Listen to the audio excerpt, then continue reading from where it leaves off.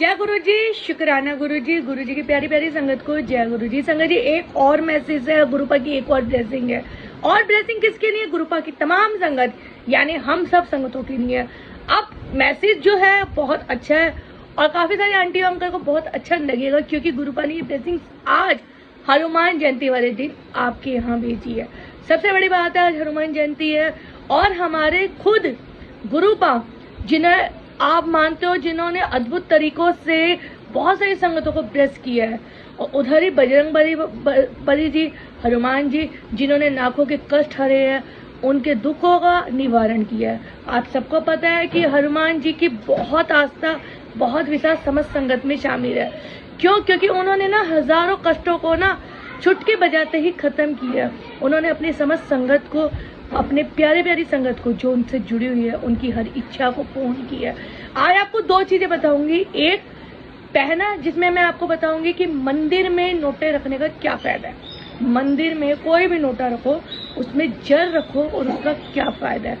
चाहे वो तांबे का नोटा हो, चाहे वो जल हो, पर मंदिर में ये दोनों चीजें में से एक चीज होनी जरूरी है। तांबे के नोटे में जल रखते हो या दूसरे किसी भी, चाहे वो आपका वैसा नॉर्मल नोटा हो या गिलास हो, अगर आप जल रखते हो तो उसका क्या फायदा है, आज आपको ये भी बताऊंगी।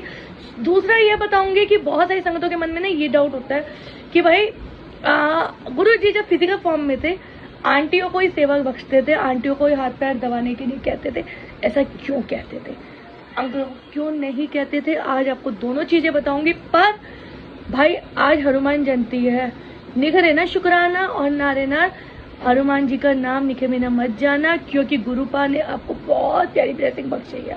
और देखो, सबसे बड़ी बात है, जब खुद देवों के देव महादेव के अवतार आपके साथ है, फिर किस बात की टेंशन है? करनिया करो शुक्राना। शुक्राना करने से आप कभी ऐसा नहीं होगा कि खाली होगे। अगर आप गरीब हो तो करोड़पति भी बन जाओगे। आज नहीं, कल नहीं, परसों नहीं, पर कभी ना कभी आपका हर वो सपना पूरा होगा जो आप देख रहे हो।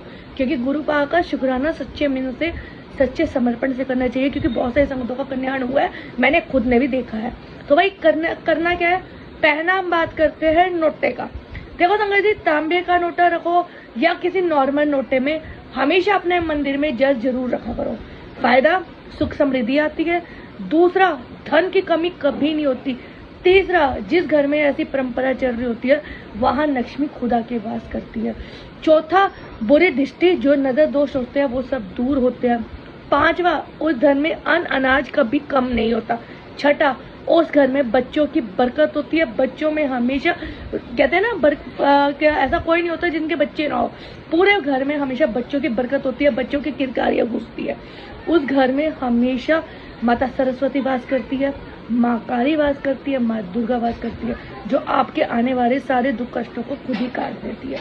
ये हो गया जल का फायदा। अब समझ देवी देवता है जितने भी समझ देवी देवता है, चाहे आप भोले भंडारी को मानो, चाहे आप उनके अवतार गुरु जी को मानो, या जिसको भी आप पूछते हो उनको मानो, चाहे साईं बाबा को मानो, जिस घर में नोटे के जल में या नॉर्मल जल में माता, जो भी आपका मंदिर है, माता का मंदिर है, शिव जी का मंदिर, वहां जल रखते हो, उस घर में वो समस्त देवी देवता विराजमान होते हैं। और सोचो, जब इतने सारे देवी देवता आपके घर में विराजमान है, किसी की क्या औकात, किसी की क्या मजाल कि आपके घर में बुरी दृष्टि डाले। तो ये हो गया आपके नोटे का फायदा। अब आपने करना क्या है? सिंपल सा एक तरीका बता रही हूँ। जो भी आपके मंदिर है, तांबे का नोटा रख सकते हो तो बहुत अच्छा है। तांबे से होता है शुद्धिकरण। आपको एक बात बताओ, इसीलिए जब भी आपने देखा होगा हवन हो या कुछ भी हो, कोई भी शुभ कार्य हो, उसमें तांबे का ही नोटा यूज किया जाता है। संगत जी, मैं इसलिए नहीं कह रही कि बड़े मंदिर में प्रचलन नहीं, मैं इसलिए कह रही हूँ, आप कभी भी हवन करवानो या मंदिर में हवन देख लो, या घर में अपने मंदिर, अपने पूजन मंदिर में जब भी आपने हवन कराया होगा, आपने देखा होगा हमेशा शुद्धिकरण के लिए तांबे का नोटा प्रयोग किया जाता है। तांबे के नोटे की बहुत मान्यता है। तांबे के नोटे से अगर आप कंटिन्यू, मैं आपको फिर ये कह रही हूँ, कंटिन्यू 2-3 महीने पानी पीना शुरू कर देते हो, जल पीना शुरू कर देते हो, मैं ये नहीं कह रही कि उसमें गुरुपा का स्वरूप डालो या कुछ भी डालो, नहीं, ऐसा पीना शुरू कर देते हो तो आपकी आधी बीमारियां वहीं खत्म हो जाती है।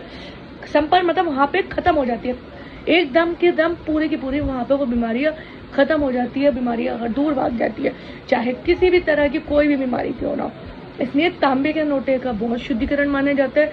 समस्त देवी देवताओं के चरणों पे भी उनके चरण धोए जाते थे, तब भी तांबे का लोटा प्रयोग किया जाता था। उनके चरणों के पास भी तांबे का लोटा रखा जाता है। अगर आप अपने पूजा स्थल में, जहाँ आप पूजा करते हो, जहाँ आपने समस्त देवी देवताओं का वास किया हुआ है, वहाँ प्रतिदिन तांबे का लोटा रखो और उस जल को हमेशा अपने घर पे छिड़कावा करो। उस जल से जहाँ आपके मान लो आपने अलमारी में कहीं भी जहाँ आपने धन के लिए संपत्ति रखी है या रखोगे इन फ्यूचर टाइम, या आपकी दुकानें होगी जहाँ पे आपका धन आता है, अर्जित होता है, वहाँ पे उसकी छींटे डालोगे तो आपके घर में कभी धन की कमी नहीं होगी। जहाँ खाना बनाते हो रसोई घर में अगर आप उनकी छींटे डालते हो, उस जल को रख के संध्या वेले जब आरती करते हो उस जल से पूरे घर की छिड़कावा करते हो, वहाँ पे कुछ कमी नहीं होती। रोग मुक्ति का चीज़ भी यही है, आपके रोग भी इसी से मुक्त हो सकते हैं। अगर आप नित्य दिन जो तांबे का जल आप मंदिर के आगे रखते हो और संध्या वेले उसे जिसको भी रोग हो रखा है, कोई ऐसा रोग जिसका इलाज ना हो रहा हो, मतलब जैसे एनर्जी हो गई, फेस एनर्जी हो गई या वाइट शॉप्स होते हैं, अगर उससे निरंतर नहाना शुरू करते हो तो वो धीरे धीरे भी खत्म हो जाती है। ये तो हो गया भाई तांबे का, कि आपको तांबे का लोटा क्यों रखना चाहिए, तांबे के लोटे की इंपॉर्टेंस क्या है। अब मैंने आपसे बात की थी दूसरी, गुरुजी अंकल को सेवाएं क्यों नहीं देते थे, आंटी को क्यों बख्शते थे। इसका मेन रीजन ये है संगत जी, आप लोगों ने एक आंटी का सत्संग सुना होगा कि आंटी खाना खा रही थी, गुरुजी ने उन्हें बुलाया कि आप आओ मेरे पैर दबाओ। आंटी के मन में आया कि गुरुजी मैं खाना खा रही हूँ और मैं झूठे में आपके पैर कैसे दबा सकती हूँ, आपके चरण को स्पर्श कैसे कर सकती हूँ, मैं अपने गुरु को झूठे में कैसे छू सकती हूँ। तो गुरुजी ने यही बात उस टाइम कही थी अपनी समस्त संगत को, भाई जब आपका दिल साफ है ना तो झूठन कुछ नहीं होता, आपकी नीयत साफ है ना तो आपको झूठन कुछ नहीं लगेगा। कहते हैं ना जब नीयत साफ हो तो जल जो बहरा होता है नलके में वो भी गंगा के समान होता है। मान लो उसी से आपके पाप